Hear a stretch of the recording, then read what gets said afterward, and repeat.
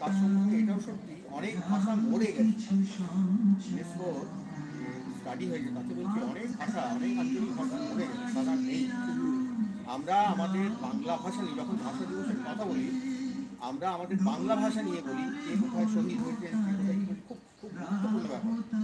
কিন্তু শুধু যদি বাংলা নিয়ে থাকি, যারা বাইরে কাজ করেছে এগুলো তো বাইরে ছিলই, শুধু যদি বাংলার কথা বলি তার মধ্যে একটা আঞ্চলিকতার ব্যাপার চলে আসে।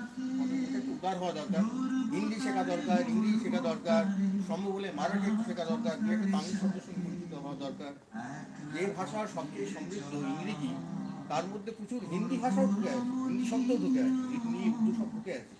কাজেই টিভি সিরিয়ালে কেন বাংলা গান হয় না, কেন হিন্দি গান হয়, তার চাইতে ভাবার দরকার হিন্দি গানটা লোকে পছন্দ করছে কেন।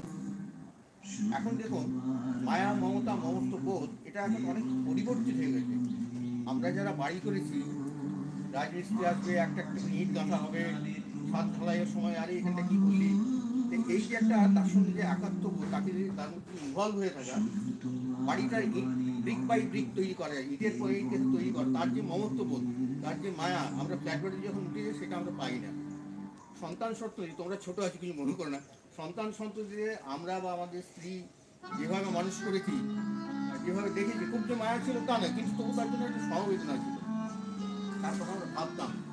এখন আমরা পরস্পরের কথাই ভাবতে ভুলে গেছি, যে কথাই ভাবি গেছি, পরস্পরের কথা ভাবতেই ভুলে গেছি। ভাষা প্রসঙ্গেও এটা কিন্তু প্রযোজ্য বলে আমার মনে হয়, যে অন্য ভাষা আমি যদি না জানি, একটা ভাষা জানলে দ্বিতীয় ভাষা জানা হয় না।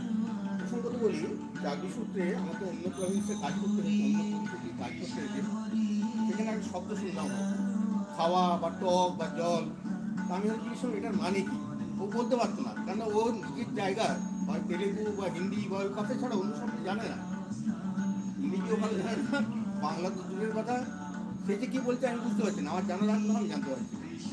কাজে যখন আমরা ভালোবাসার কথা, দেশকে ভালোবাসার কথা, ভাষাকে ভালোবাসার কথা, আত্মীয়কে ভালোবাসার কথা বলি, তখন তার মধ্যে দুটো উপাদান আছে যেগুলো আমাদের ভাবায়, সেটা হলো গিয়ে আমাদের টান যেটা, সেটা অনেকটা কমে গেছে। এক, দ্বিতীয়, অন্যের প্রতি অনুদার মনোভাব দেখানোটা ঠিক না। যাই হোক, আমি সবাইকে ভালোবাসা জানাই।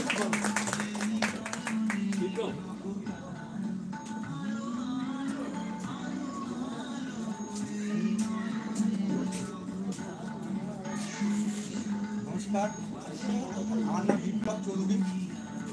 আমি 1986 সালে 6 জানুয়ারি স্টেট ব্যাংক জোনাল অফিস বর্ধমানে জয়েন করেছিলাম। তারপরে বিভিন্ন ব্রাঞ্চ ঘুরে আমি 1920 ডিসেম্বর মাসে রিটায়ার করি। মাঝে আমি বছর 5 হাওড়া জোনাল অফিসে ছিলাম। সেখানে আমি এখানে উপস্থিত প্রশান্ত বোস এবং দীপক নিয়োগীর সঙ্গে কাজ করেছি।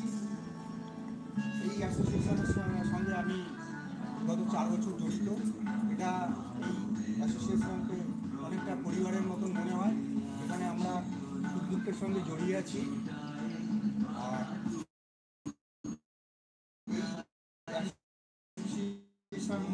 গত বছর আমার মিসেসকে নিয়ে আসতে পেরেছিলাম, কিন্তু আমার মা এবছর একটু অসুস্থ থাকার কারণে আসতে পারেনি, এই জন্য একা অ্যাটেন্ড করেছি।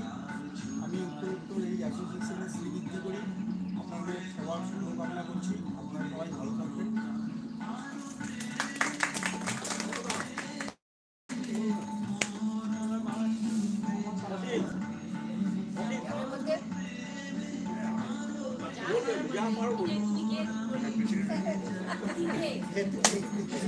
তোমার চোখটা কেমন আছে সেটা আগে বলো,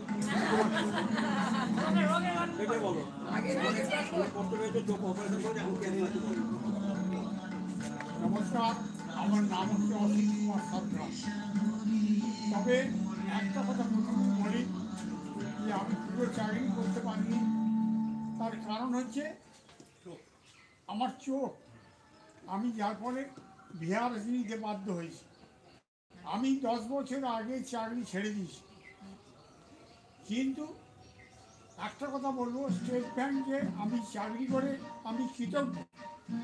তার কারণ এই যে সিস্টেমগুলো, মেডিকেল সিস্টেম, সিস্টেম খুব ভালো। আর আমাদের